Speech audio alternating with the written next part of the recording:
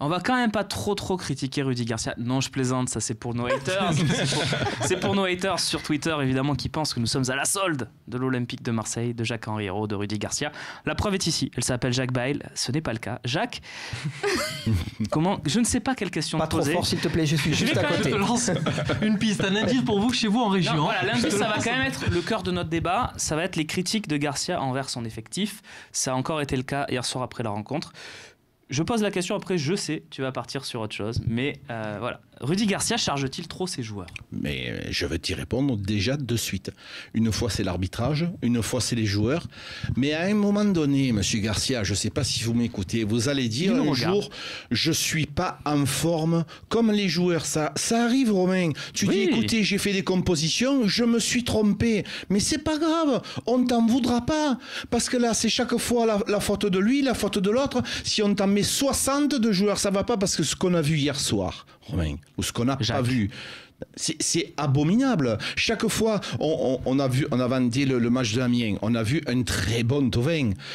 Il faudrait qu'il m'explique les chemins, les parcours préférentiels de son équipe, comment ça marche, son mécanisme. Expliquez-moi, quand on gagne contre Dijon avec 2 buts de Rami, où sont les trajets ?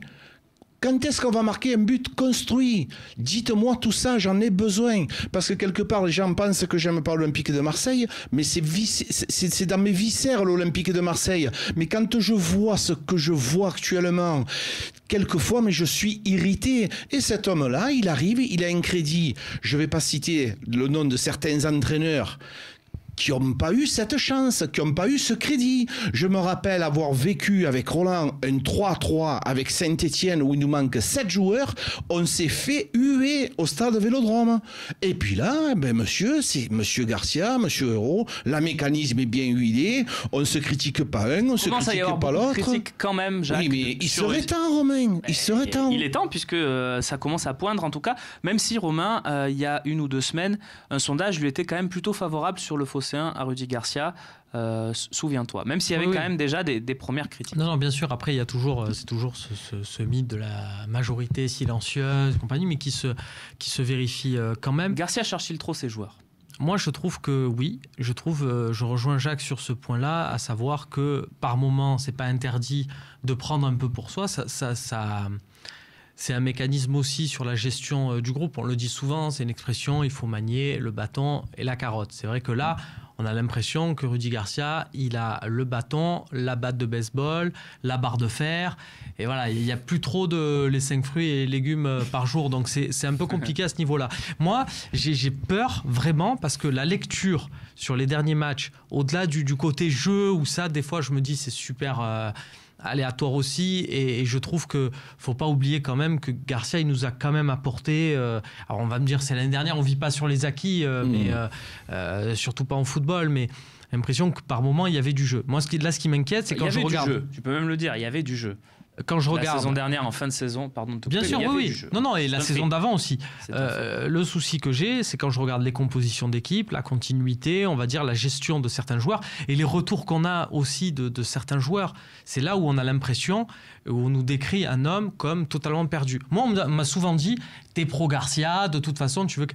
Par principe, je me suis imposé ce truc-là en me disant, à l'Olympique de Marseille, on est toujours à se dire dès que ça va pas, faut virer l'entraîneur. Et si on essayait de changer, et si on essayait de dire à un mec, le mec il est là quoi qu'il arrive. Mais là je regarde et je suis très inquiet en fait, parce que j'aimerais le voir réussir, parce que j'aimerais voir réussir l'OM, mais je le vois vraiment perdu. Okay. Voilà, perdu, clairement perdu. Obligation de réagir très très rapidement. Safia, qu'est-ce que tu penses toi de Rudy Garcia ? Ouais, je pense qu'il charge trop ses joueurs, et ça s'était déjà produit à Limassol. Quand il avait chargé les 2 recrues qui venaient à peine d'arriver. Exact. On en avait parlé ici. Et déjà, j'avais trouvé ça aberrant. Et là, encore, il recommence. C'est la faute des joueurs. Alors, quand il perd, c'est la faute des joueurs. Quand il gagne, c'est lui le génie. Donc, non, c'est... Et puis, quand tu charges tes joueurs comme ça constamment, au bout d'un moment, je pense que ton vestiaire est susceptible de te lâcher. Tiens, tour de table, juste sur la question de Bakayoko Ono. Pas mal, ce petit pseudo sur le forum. Juste, vous me dites, Garcia ou les habituels remplaçants, qui a le plus perdu face à Francfort ? Jacques ? Garcia. Manu ? Le remplaçant. Romain Garcia. Garcia. Donc, l'avocat de la défense. On l'a trouvé. Ouais. On l'a trouvé. Il est là, le dernier fan de Rudy Garcia. On l'a sur le plateau, c'est une exclue, le Phocéen. Il mérite évidemment des critiques, mais je ne suis pas d'accord avec tout ce que vous avez dit. Vas-y, c'est le principe d'un talk. Sinon, il n'y a pas de débat. Il a défendu Radonjic en disant que ça arrivait. À Montpellier, il a dit c'est aussi ma faute. C'est pas aussi alors il le fait souvent, mais c'est pas aussi systématique que ça. Au bout d'un moment, il pourra pas le faire trop souvent non plus, parce qu'après il va perdre complètement son autorité. Regardez, quand Thierry Henry a commencé à dire vous savez, moi j'apprends, je sais pas tout encore, etc. Il a griffé son autorité en faisant ça. Il est un peu obligé, si ça se trouve, c'est ce qu'il pense lui, qu'il a fait des mauvais choix, que c'était pas une bonne idée, etc. Il est obligé de se défendre un peu, de me mettre l'armure et de pas le dire trop fort. Et sur le match d'hier, il y a des erreurs tellement monstrueuse que quand même c'est pas outrancier de sa part de charger ses joueurs hier. Jacques, je t'ai vu réagir sur les propos de Manu. Ben oui, il se défend, mais il a de quoi se défendre. Quand, oui, à Montpellier, effectivement, c'est un peu ma faute. Je prends 3 pions à Montpellier. Quand tu es capable de voir de ne pas voir ce qu'on a vu. Montpellier, c'est une bonne équipe. C'est une équipe moyenne de notre championnat de France. N'exagérons pas avec Montpellier. Je sais de quoi je parle. Ce ne sont pas des joueurs extraordinaires, hein, des Andy Delors, des Laborde. Poursuis.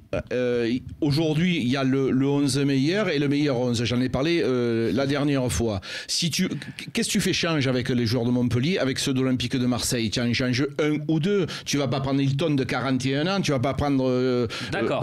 D'accord. Tu vas pas prendre Congré de 35 ans, tu vas pas prendre Camara. Non, mais la démonstration, Pardon? Tu vas prendre Ruben Aguilar.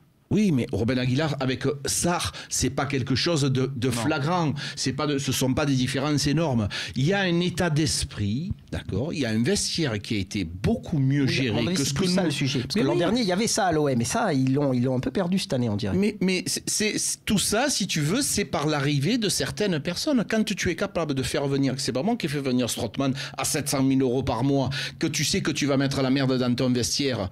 Quand tu fais venir le Radonjic. Quand tu fais venir ce Calais-Takar, parce que ouais, mais il peut pas jouer, il est pas encore en forme, il est pas adapté, mais il va s'adapter quand? Tu peux répondre, Manu. Hein. Est-ce que il arrive à un moment donné, ce sont ses choix à lui, d'accord? Donc même il s'est trompé, même sur ses choix, parce que je pense qu'il y avait d'autres priorités de joueurs qui étaient proposés à l'Olympique de Marseille, et c'est Rudy Garcia qui a insisté pour retrouver ces joueurs-là.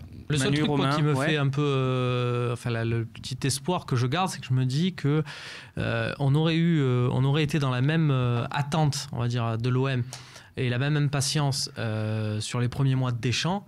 Qu'est-ce qu'il aurait pris Deschamps avec son Lucho qui était payé aussi cher que Strootman à l'époque et qui mettait pas un pied devant l'autre sur les premiers mois, enfin qui était blessé mais qui a mis du temps, et parce que Deschamps l'a couvé contre vents et marées, on en a vu un truc. J'ai l'espoir que Garcia, parce qu'il couve Strootman, ça va finir par devenir un key player. Rapidement, Manu, je suis obligé de mettre fin à ce débat. Il a quelques crédits quand même sur toutes les choses qu'il a réussi l'an dernier, Garcia. Il a réussi des choses, mais j'ai vu une émission à la télé où on lui a dit ce que vous avez fait à l'OM, c'est fantastique. L'année dernière. Moi, je te promets que Sébastien Volpe, le patron du Phocéen, si je vais le voir et je lui dis regarde les articles que j'ai fait et que je lui montre que des articles de 2017, il va me dire Romain, je t'aime beaucoup, mais pour 2018, je vais pas te payer. Je t'ai payé en 2017. Par contre, pourquoi je vais te repayer en 2018? C'est vrai qu'en 2017, tu avais quand même fait une bonne année. Alors que là... D'ailleurs, on revoit les talks de 2018 en ce moment et on se pose des questions. On va conclure là-dessus parce qu'on est obligé d'avancer. Et il y a un débat qui tient à cœur, je le sais, à notre ami Manu Baranguet. C'est le rôle de Clinton NJ. Eh oui.